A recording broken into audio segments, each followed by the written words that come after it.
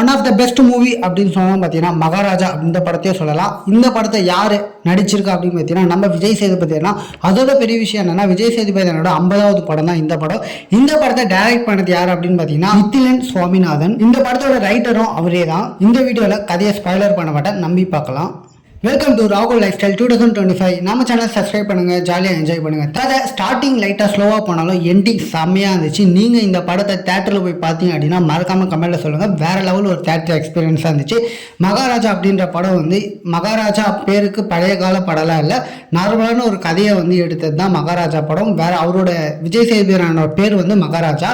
கதை வேற லெவலில் இருந்துச்சு. படத்தை ஃபுல் ஃபோக்கஸாக பாருங்கள். ஒரு இடத்துல நீங்கள் மிஸ் பண்ணாலும் உங்களுக்கு கதை கொஞ்சம் புரியாத மாதிரி இருக்கும். இந்த படத்தை உன்னிப்பாக பார்க்கணும். ஆனால் நம்ம விஜய் சேதுபதி என்ன வேலை செய்கிறாரு அப்படின்னு பார்த்தீங்கன்னா ஒரு சலூன் கடையில் வேலை செய்கிறாரு. அப்படி தான் கதை ஆரம்பிக்கிறாங்க. போக போக நல்லா இன்ட்ரெஸ்டிங்காக எல்லாமே இருந்துச்சு. இதில் பூவியார் நடிச்சிருக்காரு. பூவியார் ஃபேன்ஸ் யாராக இருக்கீங்களோ மறக்காமல் கமெண்ட்டில் சொல்லிட்டு போயிடுங்க.